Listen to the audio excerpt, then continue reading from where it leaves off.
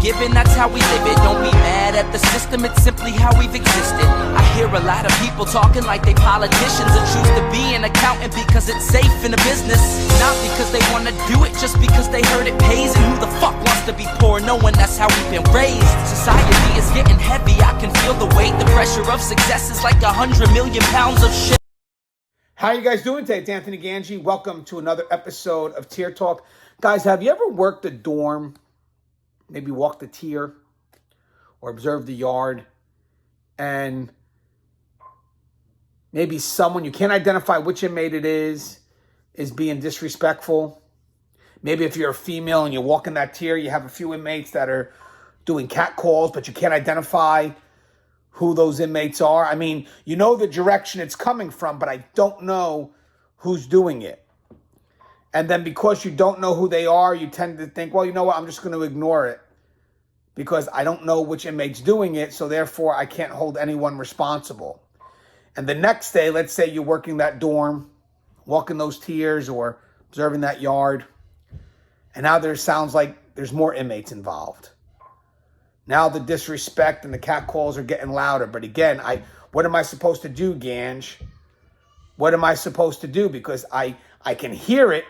I just can't identify who's doing it. So now every day more and more inmates are disrespecting you, cat calling, because they figure, well, if you're not going to react to it, then it becomes behavior that they feel is permissible. And it's tough.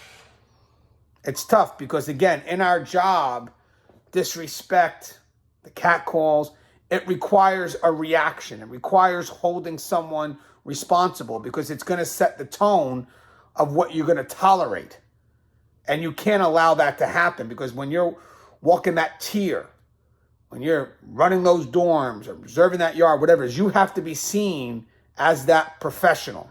And it's hard for you to be seen as that professional when you have that disrespect in the distance.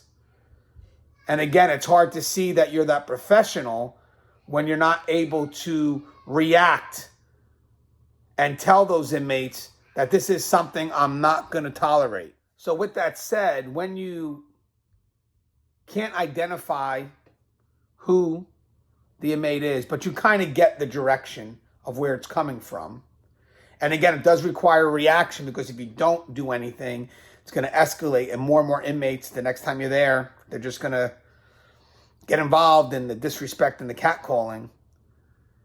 You are going to have to hold someone responsible, which means that you're going to have to turn around and exactly where the direction is coming from, whoever tends to be standing there in that moment, that's who you're going to charge.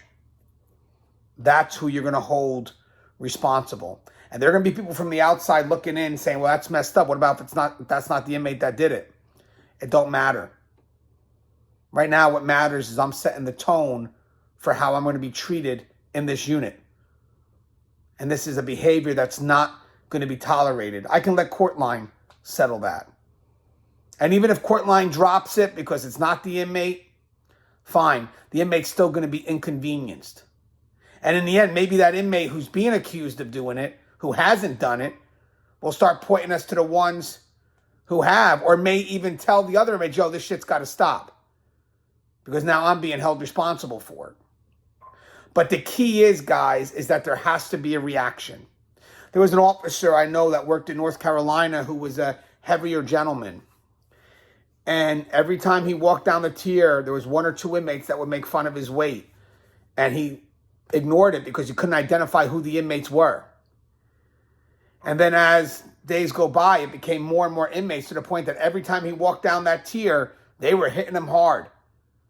And it just was tough for him to be confident and be professional when every time he walked that tier, these inmates were just attacking him, but he couldn't find out who it was. He was spending all this time trying to find out which inmate is it.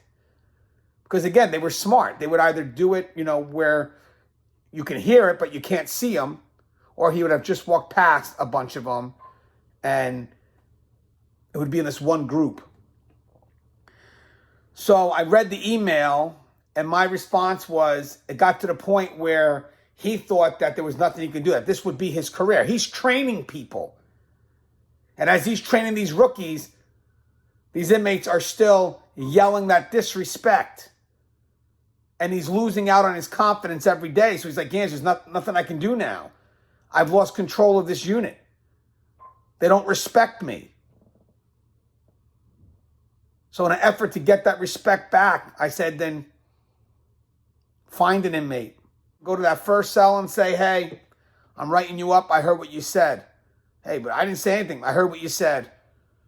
I'm going to charge you. And then let it play its course. The gentleman did that. And the next day, when he walked down that tier, he was no longer being disrespected. Again, even though you can't identify who the inmate is, but you know the direction of where the sound is coming from, you have to commit to an action. If you don't commit to an action, it's going to get worse. And then as you walk down those tiers, as you work that dorm, you're never going to get that respect that you need that will help you be effective and confident in your job. So again, guys, the best advice I have for you to maintain that confidence, to be that professional. If you get that disrespect and you can't identify who the inmate is, that doesn't mean you allow it to continue to happen. Pick one. Pick one. Document it. Charge the inmate. And it will show that you're committed to an action.